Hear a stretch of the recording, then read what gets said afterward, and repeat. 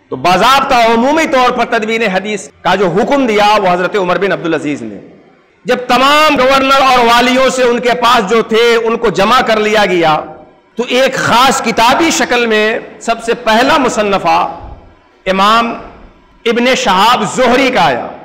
इब्ने शहाब ज़ुहरी का मुस्तशरिकीन इतराज करते हैं और कहते हैं कि आपके यहां कहा गया है कि सबसे पहले हदीस की तदवीन इब्ने शहाब ज़ुहरी ने की, और ये सन 2री हिजरी के शुरू में है। 99 हिजरी में तो उमर बिन अब्दुल अजीज ने हुक्म दिया, फिर जमा किया गया, तो 2री हिजरी के शुरू में हुआ।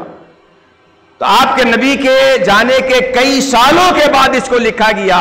तो ये रवायतें या हदीस, इसमें खल्त-मल्त का इम्कान हो गया, आपकी बुनियाद मजबूत नहीं हुई।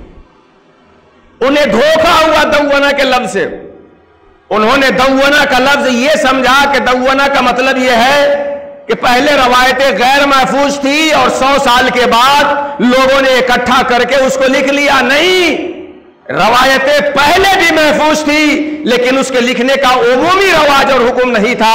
उमर बिन अब्दुल अजीज के हुक्म से उमूमी रवाज की शक्ल में लिखने का यह हुक्म अब हो रहा है, वरना रवायतें महफूज शक्ल में पहले भी थी, अब उमूमी एतबार से किताबी शक्ल में आ गई है।